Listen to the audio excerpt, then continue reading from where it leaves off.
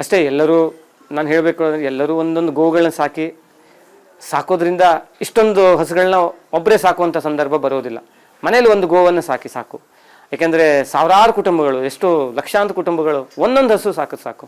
ಇವತ್ತು ಅವುಗಳ ಸಂಖ್ಯೆ ಮತ್ತು ಪುನಃ ಗಣನೀಯವಾಗಿ ಮಲೆನಾಡು ಗಿಡ್ಡವನ್ನು ನಮ್ಮಲ್ಲಿ ಮಲೆನಾಡಲ್ಲಾಗಲಿ ಕರಾವಳಿಯಲ್ಲಾಗಲಿ ಅದನ್ನು ಸಂಖ್ಯೆಯನ್ನು ಏರಿಸ್ಬೋದು.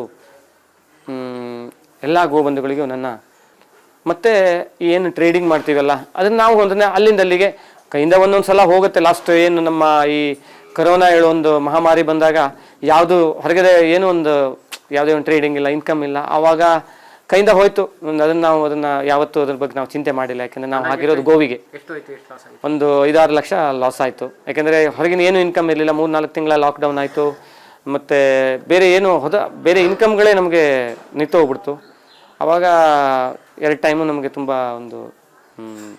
ನಮ್ಮ ಗೋಶಾಲೆಗೆ ತುಂಬ ಒಂದು ಕಷ್ಟನೂ ಆಯಿತು. ಗೋಗಳಿಗೂ ಕಷ್ಟ, ನಮಗೆ ಕಷ್ಟ ಆದರೂ ಗೋಗಳಿಗೂ ಕಷ್ಟ. ಆದರೂ ಈ ಒಂದು ಲೆವೆಲಲ್ಲಿ ಮೇಂಟೈನ್ ಮಾಡ್ತಾ ಇದ್ದೀವಿ.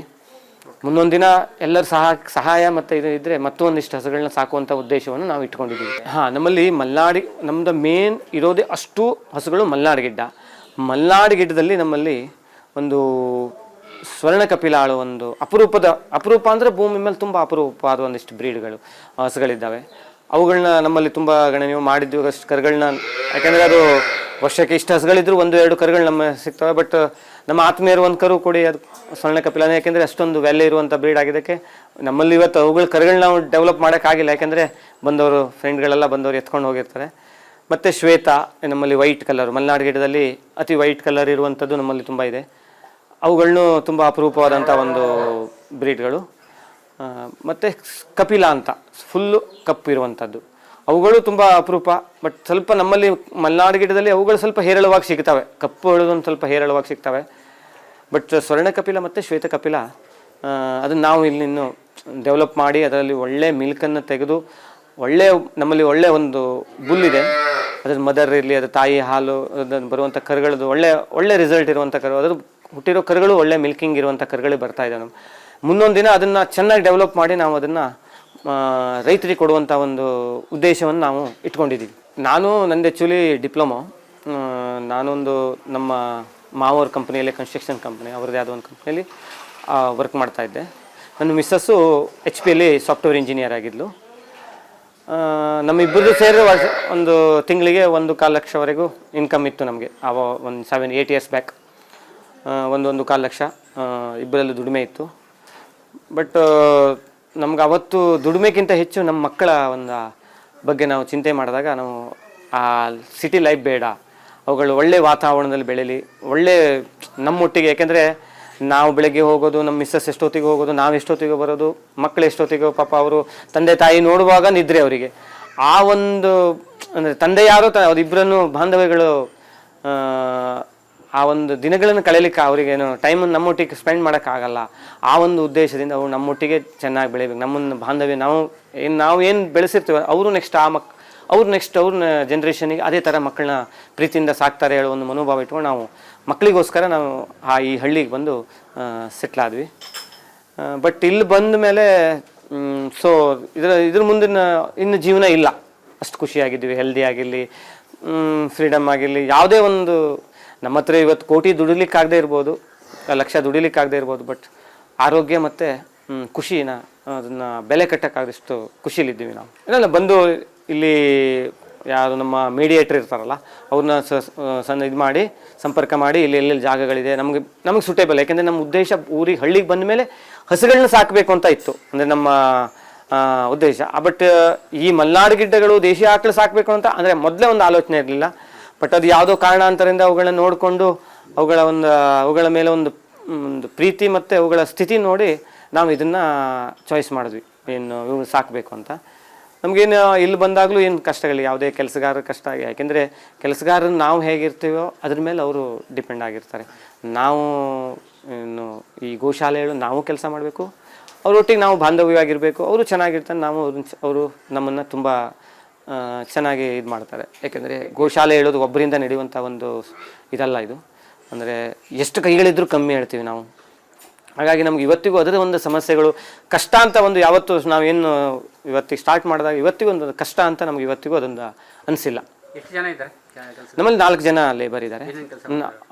ಎಲ್ಲ ತೋಟದ ಕೆಲಸ, ಹಸುಗಳ ಕೆಲಸಕ್ಕೆ 3 ಜನ ಇನ್ಕ್ಲೂಡ್ ನಾನು ಸೇರಿ, ನಾನೊಬ್ಬ 4, ಮತ್ತು ತೋಟದ ಕೆಲಸಕ್ಕೆ 1-2 ಜನ. ಇಷ್ಟು ಜನ ನಮ್ಮಲ್ಲಿ ವರ್ಕ್ ಮಾಡ್ತಾರೆ ಡೈಲಿ ವೇಜಸ್. ತುಂಬ ಖುಷಿ ಇದೆ ರೀ. ನಾವು ಈ ಹಳ್ಳಿ ಲೈಫು ಇಷ್ಟು ಚೆನ್ನಾಗಿರುತ್ತೆ ಅಂತಲೂ, ನಾನು ಕಳೆದದ್ದು ಹಳ್ಳಿಲೇ, ಬಟ್ ಆ ಊರಿಗಿಂತನೂ ಹೆಚ್ಚು ಖುಷಿಯಲ್ಲಿ ನಾನು, ಅಂದರೆ ಇಷ್ಟು ಹಸುಗಳು ಮೊದಲು ನಮ್ಮಲ್ಲೂ ಹಸುಗಳಿದ್ದು ಸಾಕ್ತಾ ಇದ್ದೆ, ಪ್ರೀತಿ ಇತ್ತು, 1-2 ಹಸುಗಳು 4 ಹಸುಗಳು. ಬಟ್ ಈ 100 ಹಸುಗಳನ್ನ ಒಟ್ಟಿಗೆ ನಾನಿರುವಾಗ ತುಂಬ ನಾನು ಹೆಮ್ಮೆ ಪಡ್ತೀನಿ. ತುಂಬ ನಾನೊಬ್ಬ ಲಕ್ಕಿ ಮನುಷ್ಯ ಅಂತ. ಹಾಂ, ನನ್ನ ಇದಕ್ಕೆ ಆ್ಯಕ್ಚುಲಿ ದೇಶಿ ತಳಿ ಮಲೆನಾಡು ಗಿಡ್ಡದ ಬಗ್ಗೆ ಇಂಟ್ರೆಸ್ಟ್ ನನ್ನ ವೈಫೇ ಆ್ಯಕ್ಚುಲಿ. ಅವಳೇ ಅದ್ರ ಬಗ್ಗೆ ತುಂಬ ಒಂದು ಪ್ರೀತಿ ಮತ್ತು ಅದ್ರ ಬಗ್ಗೆ ತುಂಬ ಅಕ್ಕರೆ ಅದನ್ನು ಮಾಡಬೇಕು ಹೇಳೋ ಇಂಟ್ರೆಸ್ಟ್ ತಗೊಂಡು ಹಳ್ಳಿಗೆ ಬರೋಕ್ಕೂ ಅವಳೇ ಫಸ್ಟು.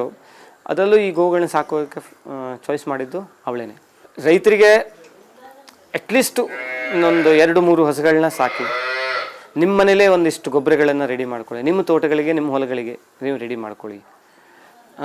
ಆದಷ್ಟು ರಾಸಾಯನಿಕ ಗೊಬ್ಬರಗಳನ್ನು ದೂರ ಮಾಡಿ, ಭೂಮಿಯನ್ನು ಫಲವತ್ತತೆಯಾಗಿ ಇಟ್ಕೊಳ್ಳಿ. ಯಾಕೆಂದರೆ ಇವುಗಳ ಗೊಬ್ಬರ ಬೆಲೆ ಕಟ್ಟಲಾಗದಷ್ಟು ಮೊದಲು ಏನು ಪೂರ್ವಜರು ಏನಿತ್ತು, ಯಾವತ್ತೂ ರಾಸಾಯನಿಕ ಗೊಬ್ಬರವನ್ನು ನೋಡಿರಲಿಲ್ಲ. ಇದೇ ಜಮೀನು, ಇಷ್ಟೇ ಎಕರೆ ಜಮೀನು, ಇಷ್ಟೇ ಲ್ಯಾಂಡನ್ನು ಅವರು ಚೆನ್ನಾಗಿ ಡೆವಲಪ್ ಮಾಡ್ತಾಯಿದ್ರು, ಅದರಲ್ಲೇನು ಇದಿಲ್ಲ. ಬಟ್ ಈಗ ರಾಸಾಯನಿಕ ಬಂದ ಮೇಲೆ ಜನಗಳು ಆದಷ್ಟು ಅದಕ್ಕೇ ಮರೆ ಹೋಗಿದ್ದಾರೆ. ನಾವು ಹೇಳೋದಿಷ್ಟೇ, ಆದಷ್ಟು ಗೋವುಗಳ ಗೊಬ್ಬರ ಅವುಗಳನ್ನ ಸಾಕಿ ಅವುಗಳ ಗೊಬ್ಬರ ತಗೊಂಡು ನಿಮ್ಮ ಹೊಲದಲ್ಲಿ ಚಿನ್ನ ಬೆಳ್ಕೊಳ್ಳಿ ಇಷ್ಟೇ ಹೇಳಲಿಕ್ಕೆ ನಾನು. ಈಗ ಇಲಾಖೆಯಿಂದ ಏನಾದರೂ ಸಹಾಯ ಸಿಕ್ಕಿತ್ತಾ? ಇಲ್ಲ, ನಾನು ಇವತ್ತಿಗೆ ಯಾವುದೇ ಒಂದು ಇಲಾಖೆಗೂ ಅದ್ರ ಬಗ್ಗೆ ನಾನು ಯಾವುದೇ ಒಂದು ಅರ್ಜಿ ಆಗಲಿ ಯಾವುದೇನು ಕೊಟ್ಟಿಲ್ಲ. ಯಾಕೆಂದರೆ ನನ್ನ ಹತ್ರ ಇಷ್ಟು ದಿನವರೆಗೂ ಇಷ್ಟು ದಿನ ನಾನು ಅದನ್ನು ಸಾಕಬಲ್ಲೆ ಹೇಳೋ ಒಂದು ಲಾಸ್ಟ್ ಕರೋನಾದಲ್ಲಿ ಅನಿಸಿತ್ತು ನಾನು ಕೊಡಬೇಕಿತ್ತು ಅಂತ. ಅಲ್ಲಿ ತನಕ ನನಗೇನು ಯಾವುದೇ ಒಂದು ಗೌರ್ಮೆಂಟಿಗೆ ಯಾವುದೇ ಒಂದು ಅಪ್ಲಿಕೇಶನ್ ಹಾಕಿಲ್ಲ. ನನ್ನಲ್ಲಿ ನನಗೆ ಸಹಾಯಧನ ಬೇಕು ಆ ಥರ ಏನು. ನನ್ನ ಉದ್ದೇಶ ಅವ್ನು ಸಾಕಬೇಕು, ನನ್ನದೇ ಒಂದು ಇದಕ್ಕೋಸ್ಕರ ನಾನು ನನ್ನದೇ ರಿಜಿಸ್ಟ್ರೇಷನು, ನನ್ನದೇ ಆದ ಒಂದು ಗೋಶಾಲೆ, ಇದು ರಿಜಿಸ್ಟರ್ಡ್ ಗೋಶಾಲೆ. ಎಲ್ಲ ಒಂದು ಗೋಶಾಲೆಗೆ ಎಲ್ಲದೂ ಏನು ನಮ್ಮಲ್ಲಿ 12A 10A ಎಲ್ಲದನ್ನು ಮಾಡಿಸಿಟ್ಕೊಂಡಿದ್ದೀನಿ. ಬಟ್ ಇವತ್ತಿಗೂ ನಾನು ಯಾರಿಗೂ ಅಂದರೆ ಏನು ಡೊನೇಷನ್ಗೋಸ್ಕರ ಇದು ಮಾಡಿಲ್ಲ. ನಮ್ಮಲ್ಲಿ ಇನ್ನು ಮುಂದೆ ಏನಾದರೂ ನಾವು ಹೀಗೆ ತುಂಬ ಹಸುಗಳಾದಾಗ ಆವಾಗ ನಾವು ಈ ಗೋಭಕ್ತರನ್ನ ಒಂದು ಸಂದರ್ಶನ ಮಾಡುವಂದರೆ ಅವ್ರನ್ನ ಮೀಟ್ ಮಾಡಿ ಅವು ನಮ್ಮ ಗೋಶಾಲೆಗಳಿಗೆ ಯಾವುದೇ ಒಂದು ಇದು ಮಾಡುವಂಥ ಒಂದು ಮುಂದಿನ ಒಂದು ದಿನದ ಒಂದು ಇದಿದೆ. ಮತ್ತು ಹಸುಗಳನ್ನ ಜಾಸ್ತಿ ಮಾಡಬೇಕು ಅಂತ ಒಂದು ಪ್ಲ್ಯಾನ್ ಇಟ್ಕೊಂಡಿದ್ದೀವಿ. ಅಲ್ಲ, ಅದು ಏನಾಗಿದೆ ಅಂದರೆ ನೀವು ಗೋ ಸಂರಕ್ಷಣೆ ಮಾಡ್ತಾ ಇದ್ದೀರಿ. ಹೌದು, ಅದು ಏನಾಗಿದೆ ಅಂದರೆ ಈ ಸರ್ಕಾರದಿಂದ ಒಂದು ಯಾರು ಈಗ ಯಾವುದೇ ಡಿಪಾರ್ಟ್ಮೆಂಟ್ ಆಗಲಿ, ಪೊಲೀಸ್ ಡಿಪಾರ್ಟ್ಮೆಂಟ್ ಆಗಲಿ, ಸರ್ಕಾರದಿಂದ ಎಲ್ಲವನ್ನೂ ನಾನು ಕಾಪಾಡ್ತೇನೆ ಅಂತ ಹೇಳೋದು ಕಷ್ಟ. ಯಾಕೆಂದರೆ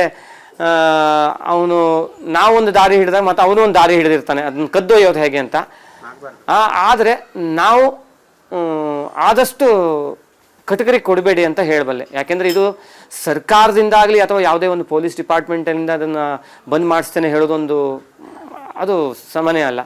ನಾವು ಜನಗಳು ಅದನ್ನು ಅರ್ಥಕೊಂಡು ಅದನ್ನು ಆದಷ್ಟು ಅದನ್ನು ಬಂದ್ ಮಾಡಬೇಕು ಅಂತ ನಾನು ಇಷ್ಟು ಹೇಳಬಲ್ಲೆ.